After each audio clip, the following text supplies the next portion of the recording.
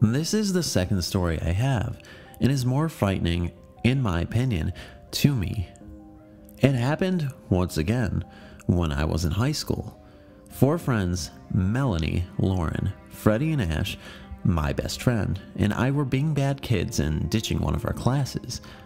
There was daycare right across the street that was always empty, so it was a hot spot for lazy teens. We all walked across the street to it and were hanging out on the backside of it. We were the only ones there. No lights were on in the daycare and not a single car in the parking lot. I had my back to the building. It was a tan stucco with big tinted windows that you couldn't see into. I was talking to Melanie and Lauren when giggling. Melanie screamed and ran from the building yelling, "Oh my gosh, there's faces in the window." She was laughing about it, and then Lauren was like, "Ew, there are." Like I said, my back was to the windows. I was like, "What?" I turned around. It was kind of hard to see at first, but she was right. I bent down to get a closer look. It looked like whatever they were was down on their knees. Even though I couldn't see that from the position they were in, it's what I assumed. With their hands pressed against the window and their faces pressed into the window, looking at us. I was kind of entranced until their eyes focused from Lauren to me. It freaked me out and I laughed, and we left because we were kind of unnerved by it. We didn't put too much thought into it though, since we were just kids and figured it was other kids inside. But I think back now, and it really freaks me out. Let me explain exactly what I saw. Their faces were ghostly white. Almost reminds me of the robot's face from iRobot. It had that transparent sort of look. There was at least 3 of them and they all looked identical.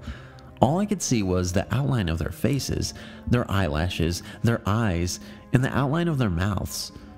Their eyes were moving about, looking at us, and I could even see the pupils, although there was no color present. Just that transparent white. They each had their hands pressed into the glass next to their heads, and they were so low. At the time I thought they were on their knees, but there's no way. They had to be lying on their stomachs, all 3 of them peering out at us in the exact same position. The building seemed deserted and there was never a single car in the parking lot, which is why that place was a hotspot for ditching teens. The only thing I can think of is that it was other ditching teens hanging out inside, and when they saw us, they peered out the window to see who it was. But then I wonder, if the building was abandoned, wouldn't it be locked up? So how would they get inside, and why would they all be in the same exact position, all look identical, and all stayed transfixed on us? And other than being so white and slightly glowing transparent, how would I have been able to see them so perfectly through that thick tinted glass? The glass was so dark, but they were bright. And they never moved. The only thing that moved was their beady little eyes.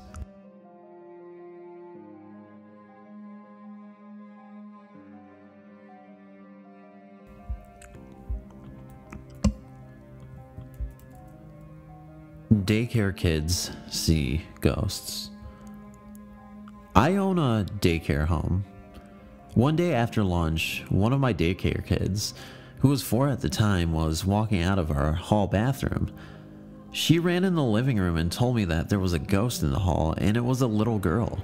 She said the little girl was chasing her and that she ran away, and the little girl gave up chasing her. Then she walked into the playroom and told me that there was a man out there. I was the only one in the house with the kids at the time. I asked her what the man's name was, and she told me that his name was Martin.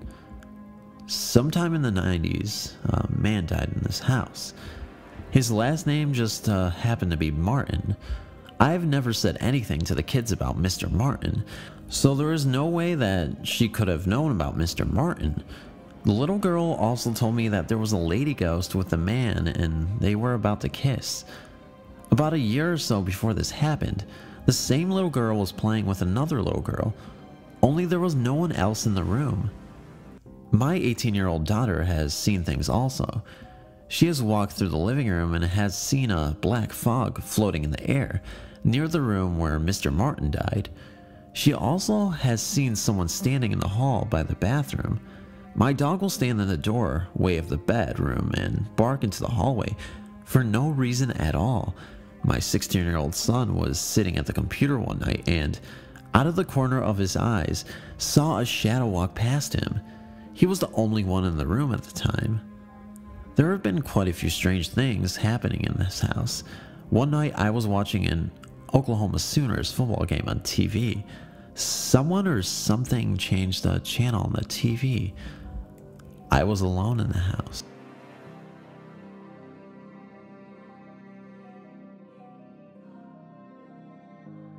I think my daycare is haunted. I work in a daycare in Westchester, Ohio. The director of the daycare wants us to keep things on the down low because they are afraid that the parents will pull their children out of the daycare. But I am so interested in everything that has happened that I have to share. The first odd thing I experienced while working at the daycare happened about a year ago. One Friday night, a month or two ago, two employees work what we call a parents' night out. We work from 8 to midnight and usually have around 5 or less kids. Well, my coworker at the time, Katie, and I put a movie on for the 2 kids we had that night. They both fell asleep before 11. The room we were in was right next to the kitchen, and there was a big open, glass-free window that connects the room to the kitchen. We both heard the sounds of things falling in the kitchen, like utensils or dishes or something. We both freaked out because it was late and no one else was there. I decided to go into the kitchen, thinking maybe just something fell over. However, there was nothing on the floor or on the counters. Everything was in place and put away. I didn't really have anything happen after that night until this past April. I worked parents' night out again. This time, it was with my coworker Sarah. We stayed in that same room as before. That night we had 5 children. One was a baby, and I told Sarah that I was going to get a crib for him since the baby room is on the other side of the building. I carried the baby along with me. When I entered the baby room, all seemed normal. The cribs have wheels on them, so I went and grabbed one and started wheeling it toward the door. Just as I was about to leave the room, one of the baby swings started swinging. I breathed in really quickly, stopped in my tracks, and put my hand up to my mouth. I was so afraid. I didn't know what to do. Finally, I grabbed the crib and kept going. I clutched the baby to my body with my other arm and about ran down the hall to the original room. When I returned to the room, Sarah could see that I was shaking and breathing heavily. I told her what happened and we both decided to not leave the room again until the end of the night.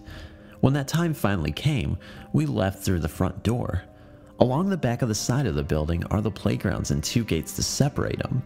I saw that both the gates were open, even though I know for a fact that I had locked them before Sarah and I went into the building. The following Monday, another coworker, Amanda, confirmed that she also had a similar experience while in the building for a parents' night out. She looked at me and asked, "When did the swing start moving? Was it right as you were leaving?" I was stunned. It wasn't just my imagination.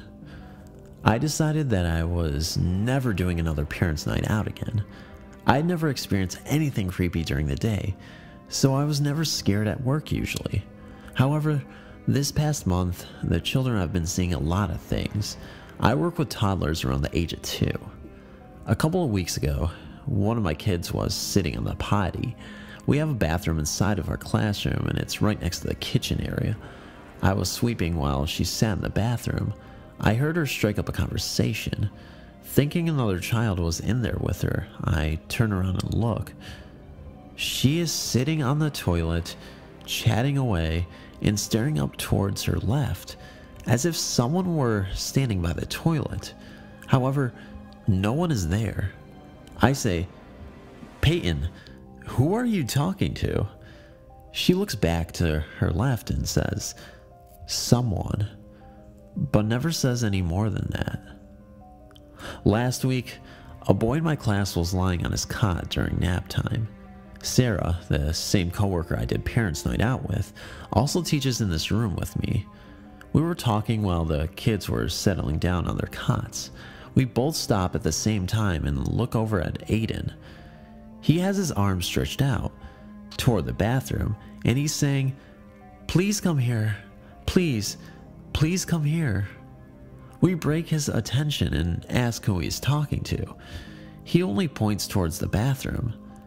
Yesterday, Peyton, the same girl that was sitting on the potty, was lying on her cot towards the back of our room. I was sitting in a chair in the kitchen right next to the bathroom. I see Peyton start waving. Thinking she is waving at me, I wave back. She keeps waving. I ask, "Peyton, why are you waving at me?" She shakes her head no. Today is the last thing I am going to write about. My coworker Amanda claims that she was walking down the hall towards her room, which is the baby room. In that hallway, she passed our room and then the room next to us. The room next to ours was vacant because the children were napping in another room. Some classes combined for nap.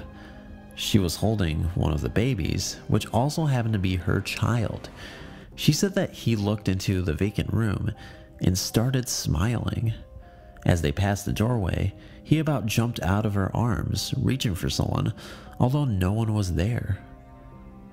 I'm afraid, but very interested at the same time. I want to know if there truly is a haunting or if we are all just crazy and looking into everything too much. Thanks for reading.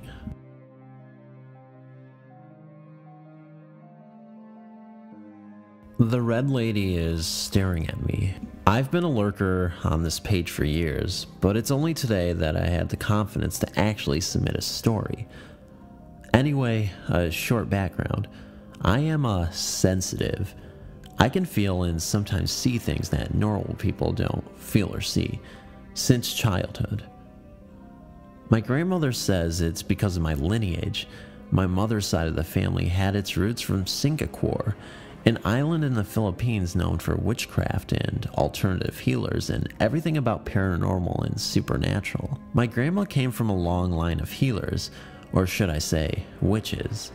She is pretty much in touch with creatures beyond us, and it seems like my brother and I got this trait from her.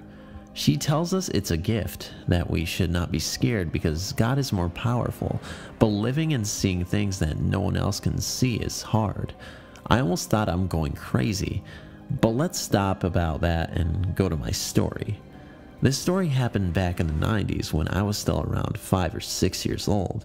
That time, I was staying with my parents in a far-flung city in the south in my dad's ancestral house. Both my parents are engineers and they both work, so most of the time I was left alone with my dad's mom, my grandma. The house is a relatively old house. It's a 2-story house with a long staircase. One time, grandma had to do some laundry, so she left me alone on the 2nd floor. It's nothing but ordinary since I'm actually the kind of kid who can stay in one place and just read for hours. It was late afternoon that day, almost 6 p.m. I was busy reading while a few feet away from the staircase. From my position, the staircase is in my line of vision. Suddenly, I felt like someone was watching me.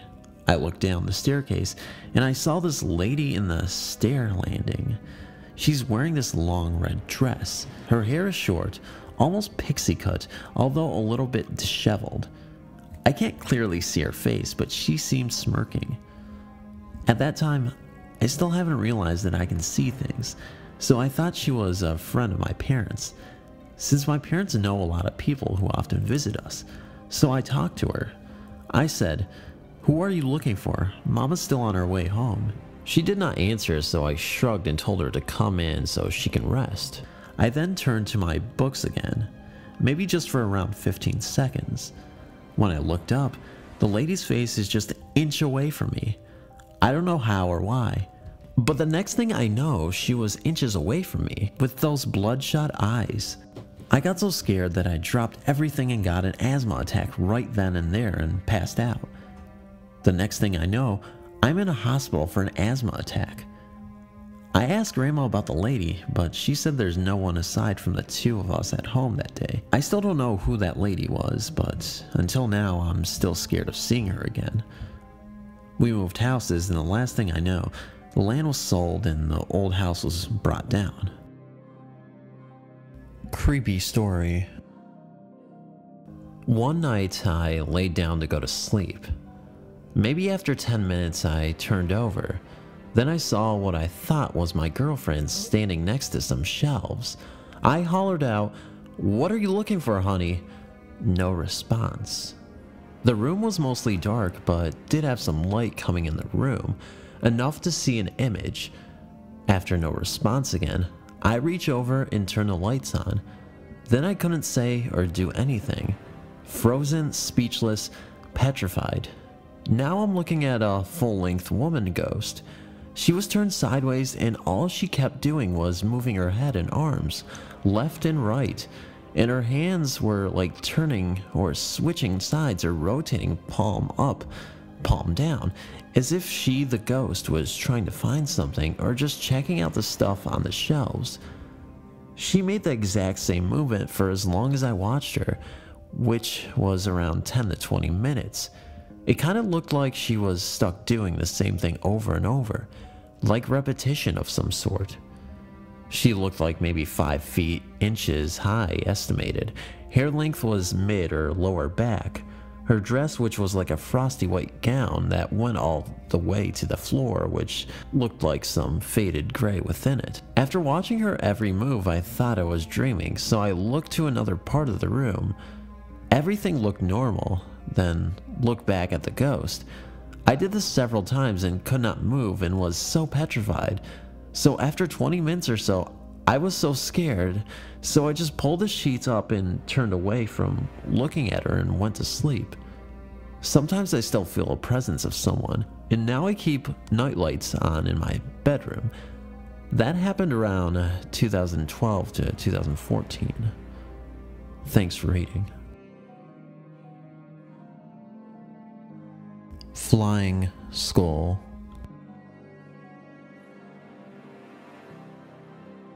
This experience happened a little over 4 years ago now.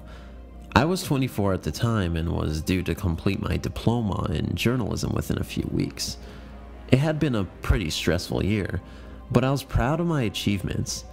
2 weeks before my graduation, I was in the unfortunate position of having to find a new place to live due to a bad relationship at the time ending. I was pretty stressed on top of my last exams, but managed to secure a room a few streets away in a nice bungalow type dwelling. The house was quite an old home in Petone, a suburb of Lower Hutt in Wellington region in New Zealand. Built in 1910, it was a small 3-bedroom literally right next door to an art house cinema called The Lighthouse that was built in the 1930s. It was freezing cold all the time since there was no insulation. You had to always have layers on in that house, and unfortunately, I got quite sick numerous times while there as I eventually discovered black mold in my wardrobe. Anyway, for the first few months, everything seemed fine. There were 3 of us living in the house to begin with. After a few months, the other flatmate left to find somewhere else closer to her work, so up until I moved, there were just the 2 of us, the owner and I. There were times when I would be at my desk in my room, typing away on my laptop, and I would feel like a breeze on the back of my neck. I didn't pay much attention at first, as the house was always cold. But after this happened on a few different occasions, it freaked me out a little because it was so distinct. No windows or doors were open in the house. After the last time it happened, I was always alone in the house when it occurred. I just had to get out of the house and go for a walk to calm my nerves. Things started to get a little stranger when the owner went on holiday overseas for a few weeks. Being the only one in the house while she was away was a little unnerving, and I definitely felt uncomfortable at times being there on my own. The owner's cat was a massively overweight tabby and had its own massive cat pillow that used to always sit on the small bay window. Now this cat wasn't active much, and unlike most cats that go a bit mental running around from time to time, this cat didn't. So I found it strange what happened next. One morning while the owner was still away, I woke up and opened my bedroom door. My room opened up directly into the lounge. I stopped in the doorway upon noticing that the cat pillow was now neatly placed in the middle of the lounge room floor, rather than the bay window that it always sat. I thought this was odd as the cat never moved anything about, and I would have heard the movements with my room being so close. I shrugged it off and continued with the rest of my day. Now, I never gave any of these incidents much thought, but I did notice the way the cat would be looking strangely at nothing in the hallway, even when you tried to get its attention.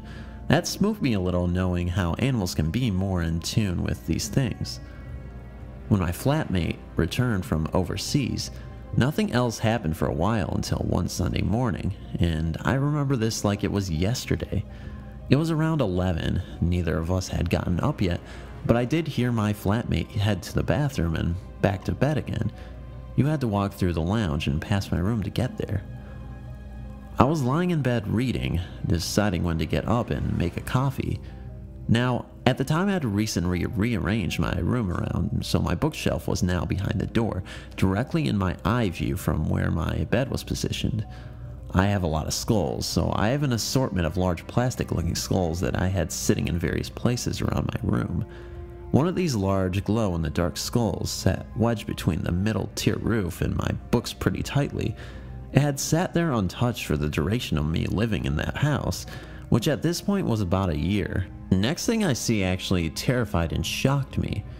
As I lay in bed reading, my focus turned on my bookshelf. At the very second, this skull came flying out, as if someone had thrown it and then landed neatly next to my bed on the floor with the skull facing in the direction of the bookshelf. I was so shocked it took me a few minutes to try and comprehend what I just had seen. The noise was so loud that my flatmate came into my room asking if I was okay. Let me tell you now that up until this incident, I hadn't told her about anything that happened previously. She was highly superstitious and I didn't want to freak her out since she owned the house. But this was something I couldn't keep to myself. I wasn't sure if she believed me, but I think it definitely spooked her when I told her what had just happened. After the skull incident, I was more than a little spooked, so I took it upon myself to call in a paranormal team that offered their services. On the night the paranormal team came around, I told my flatmate who I was having come around and that she was welcome to stay for it if she wanted to. She chose to go out that night, so I think she was a little weirded out by it all. The paranormal team were great and highly professional, doing EVP recordings. They had such a sound knowledge of the Patome area and its older housing and foundations that I really felt at ease during their investigation. After a few hours, they concluded, all detailed in their real-time report that I still have on USB, that they couldn't rule out possible activity, but they were also aware of it being such an old house with older wiring and the like. One of the group members said he wouldn't be surprised if it were haunted, as Patone has a rich history of this, and in fact, he lived down the street from my house many years before and experienced something paranormal. They were so fascinated as to the flying skull that the leader of the group offered me one of his ceramic skulls as a swap, so he could keep mine and do some further investigative work on it, which I gladly accepted. I can't remember how long it was after the investigation, but I didn't experience anything out of the ordinary again for a while. My flatmate and I carried on with things as if nothing had happened, until she experienced something she couldn't explain. It was a typical weekday night. A good friend of mine had left my place no more than 10 minutes earlier after a movie in my room, and my flatmate was in her room. I should mention that because of being such an old house, both front and back doors, the only doors in and out of the house, had expanded over time, so they were always difficult to close without the whole thing rattling. Very annoying if you're still trying to sleep. On this night, I was watching TV after my friend left, and all of a sudden, my flatmate comes knocking on my door, terrified and looking like she had seen a ghost. I was really concerned because she really looked spooked, so I asked her what happened. She told me, "Didn't you see the lady?" I said, "What lady?" She said that no more than a minute or two ago, a lady came into her room, asked my flatmate something, and left again. At this point, I'm almost in tears but trying to keep it together, because when I asked her what this lady was wearing, she said some sort of cloak with feathers. My flatmate has broken English at times, but I understood what she was trying to say. It would have been impossible for either of us not to hear the front or back doors open and close, so we were both really confused and frightened at this incident. After this happened, I did a bit of background research, trying to make sense of anything that had been going on. I stumbled upon an article dating back to 1896 about a greengrocer and his wife that had been murdered in their home and shop literally on the corner of our street. This spooked me a bit. Was it a coincidence? I moved out of that house a few months later.